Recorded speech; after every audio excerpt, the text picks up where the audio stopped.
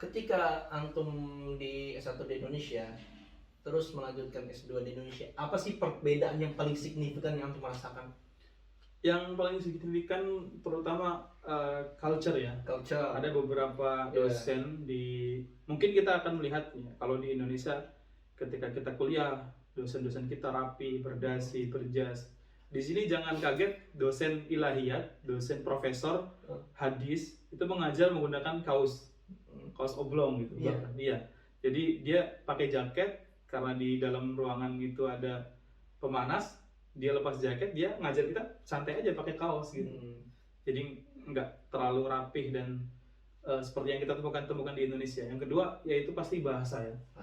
Bagi kalian yang mengambil untuk bahasa Turki, bahasa Inggris, bahasa Arab, mungkin akan sedikit berbeda memahaminya ketika kita mengucapkan lafaz bahasa yang kita maksud itu, tapi dengan logat atau tutur kata Indonesia seperti itu. Yang ketiga mungkin masalah waktu. Nah, waktu di sini berbeda dengan di Indonesia yang umumnya kuliah dilaksanakan pada pagi hari atau enggak ada sore hari. Di sini kuliah bisa sampai malam. Karena mungkin juga ada perbedaan waktu, yang mana di sini musimnya ada 4, di Indonesia cuma 2. Kemudian juga ada beberapa dosen itu yang menginginkan waktu tersendiri untuk memulai perkuliahannya seperti itu. Nah, Masya Allah ya, seperti itu perbedaan signifikan yang Ustaz Ahmad Siddiq rasakan ketika belajar S2 di Turki. Dan alhamdulillah beliau sudah melewatinya itu. Insya Allah luar biasa, Masya Allah. Çok güzel. Masya Allah luar biasa, çok güzel. Nah, ini nih yang sering ditanyakan nih. Untuk biaya pendidikan atau untuk melanjutkan pendidikan S2 di Turki, berapa sih biaya yang harus dikeluarkan? Ya, pertanyaan yang sangat menarik ya, dan juga mungkin banyak teman-teman yang bertanya-tanya. Ini pasti pada penasaran nih, berapa sih ya bisa ngambil S2 di Turki? Apakah mahal? Apalagi kan Turki negara yang sangat kalau dilihat wow banget, luar biasa itu, Masya Allah. Sangat maju sepertinya gitu. Luar biasa kalau untuk lihat dengan keindahan kotanya. Nah, untuk ngambil pendidikan S2 ini berapa sih biaya yang harus dikeluarkan, San? Ya, untuk biaya pendidikan sendiri itu beda-beda ya, tergantung kampus yang kita tuju, apakah itu kampus negeri, apakah itu kampus swasta. Kemudian juga ada beberapa jurusan yang mematok harga tertentu untuk kuliah mandiri di Turki itu sendiri. Nah, untuk kalau kampus saya, spesifik di kampus saya ya, nama kampusnya Istanbul Sabahattin Zain University.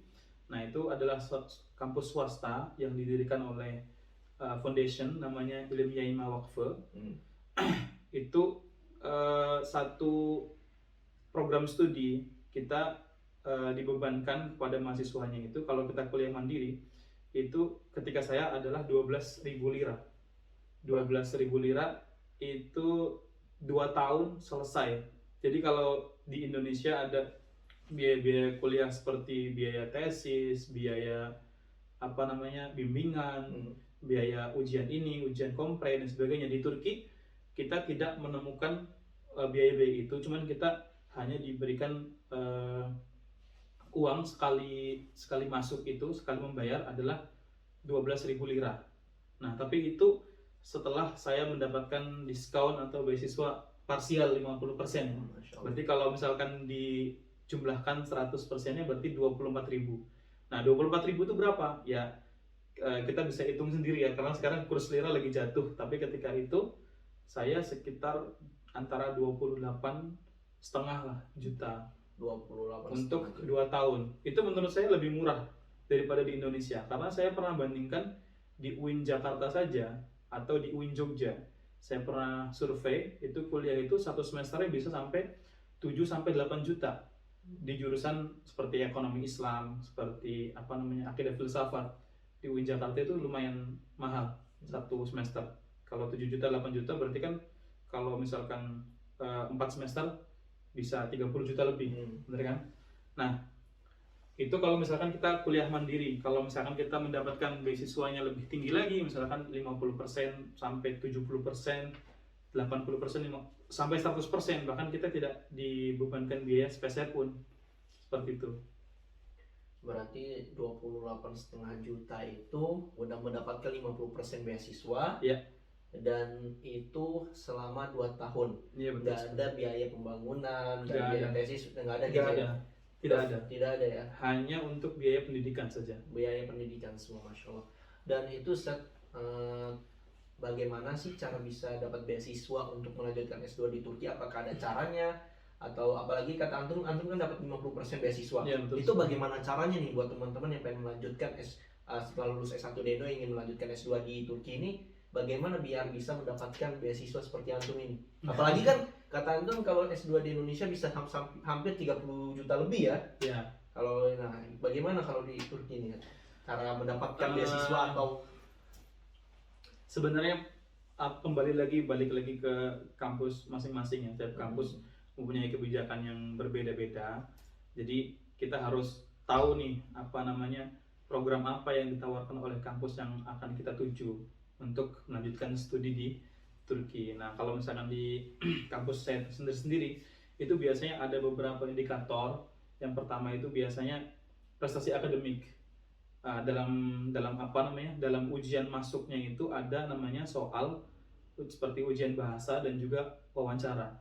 Wawancara ini adalah dilakukan oleh dosen-dosen kampus yang kita tuju.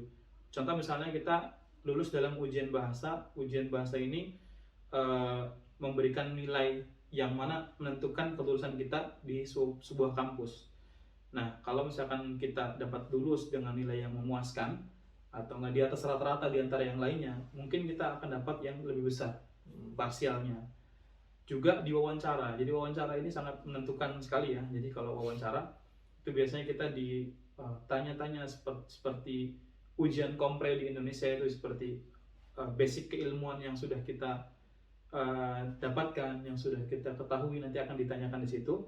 Kemudian yang ketiga juga yang sangat mempengaruhi adalah surat rekomendasi atau reference letter itu, academic letter itu, dari siapa kita meminta surat itu dan juga seberapa bagus orang yang kita mintai itu mengenal kita sehingga dapat menyampaikan pesan yang dapat dimengerti, dapat dicapai oleh pihak kampus, bagaimana kampus mengetahui potensi-potensi kita.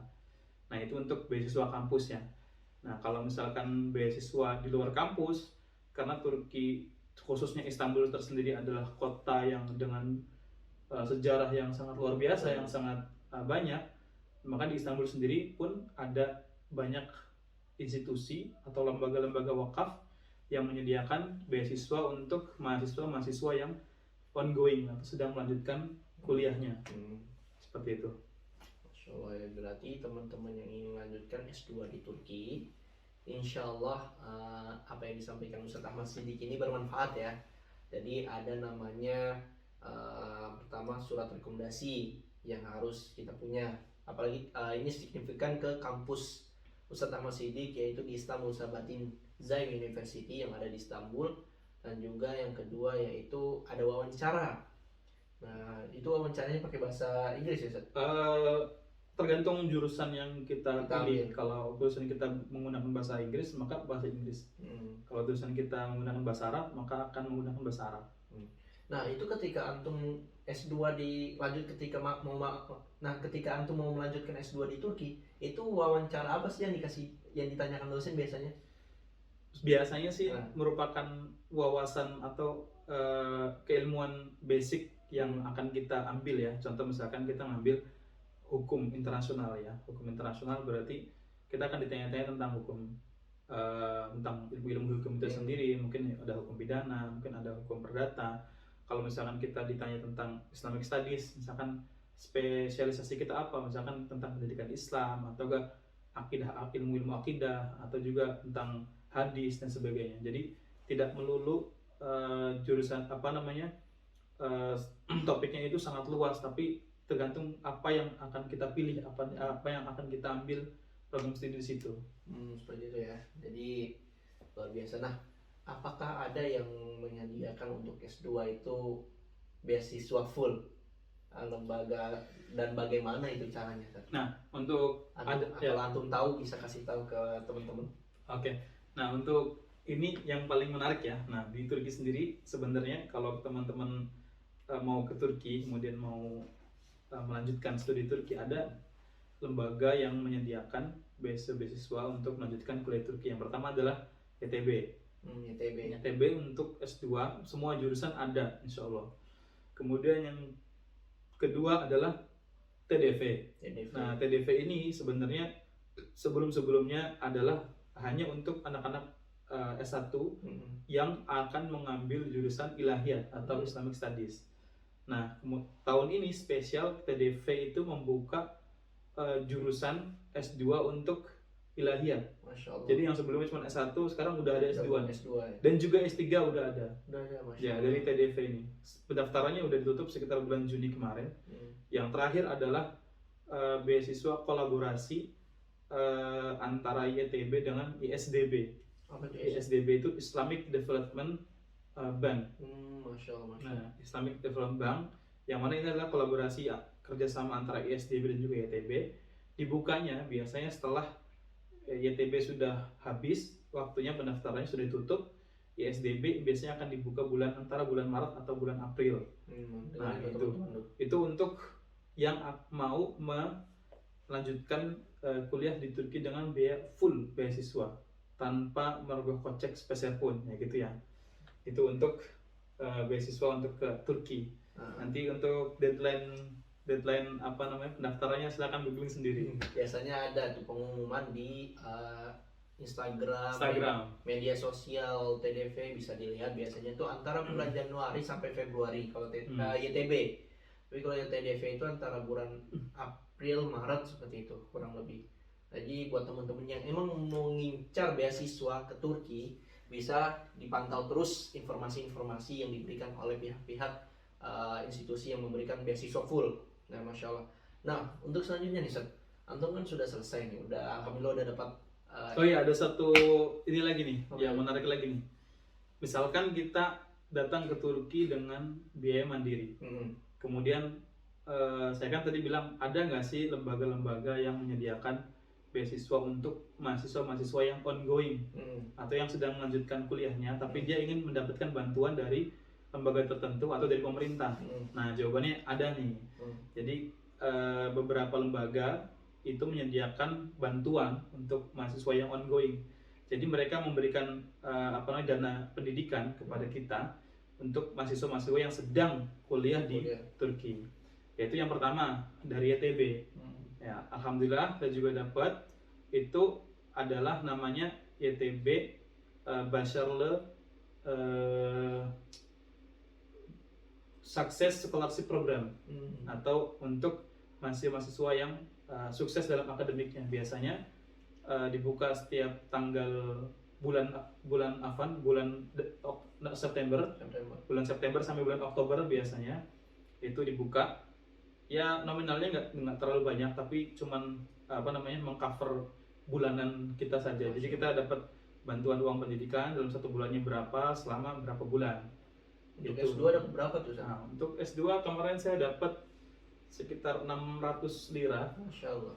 Kalau sekarang kayaknya naik 700 ya. Itu sekitar yang 1 juta ya. Ya, sekitar 1 juta ya. Masya Allah. Kemudian ada lagi juga beasiswa dari institusi atau enggak lembaga wakaf non pemerintah.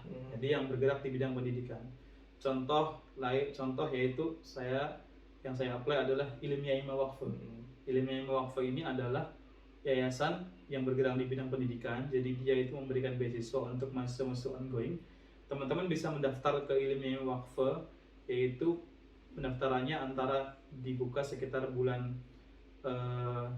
September dan juga bulan Oktober juga. Tapi Ilmiah Wakfu ini hanya untuk S2 dan juga S3. Nah, jadi nanti tahapan pendaftarannya yaitu ada 2. Pertama seleksi berkas, yang kedua adalah wawancara. Nah, pastikan teman-teman persiapkan di 2 tahapan ini. Insya Allah kalau lancar semuanya ikut wawancara dan lulus, insya Allah akan mendapatkan dana bantuan dari Ilmiah Wakfu. Jadi sama seperti YTB memberikan uang bulanan untuk pendidikan gitu setiap bulannya. Dan itu syarat yang paling utama tuh apa sih, biar bisa keterima beasiswa di YTB itu? Kalau seperti antum nih, kan antum udah jalan nih, udah masuk kan, terus antum baru apply kan? Iya. Seperti itu. Nah, itu bagaimana sih syarat paling utamanya tuh biar bisa dapat beasiswa seperti itu? Kalau YTB biasanya yang akan diminta adalah pertama letter of intent. Letter of intent. Letter of intent. Ya. Jadi usahakan teman-teman melatih menulis letter of intent. Nanti di YTB di formulir di website itu akan diminta. Kemudian yang kedua adalah nilai akademik atau GPA atau IPK bahasa kitanya. Itu akan diminta 2 semester. Jadi teman-teman yang daftar hanya yang teman-teman yang sudah menginjak semester ketiga, sudah menyelesaikan semester 1 dan semester 2 dan mendapatkan IPK yang lumayan, nanti akan dievaluasi oleh pihak YTB. Nah, seperti itu. Nah, kalau misalkan Ilmiah Wakfe itu karena dia adalah lembaga yang bergerak di bidang pendidikan dan research, yang paling ditekankan oleh mereka adalah proposal tesis kita. Nah, jadi usahakan ketika mendaftar, ketika wawancara itu teman-teman sudah mendapatkan proposal dan juga pembimbing. Nanti teman-teman akan ditanya seputar apa tesis dan juga penelitian yang akan dijalankan. Nanti teman-teman menjelaskan bahwasanya research ini atau topik ini baik itu di bidang ilahiyat, di sains, di ilmu sosial, humaniora, itu sangat penting dan juga akan berkontribusi ke depannya itu untuk Ilmiah Wakfe itu sendiri. Karena Ilmiah Wakfe juga mereka mempunyai sebuah wadah majalah dari majalah jurnal seperti itu. Nanti kita bisa berkontribusi di majalah Ilmiah Wakfe tersebut. Seperti itu. Nah, Masya Allah, yang luar biasa Ustadz Ahmad Siddiq ini, luar biasa, Masya Allah.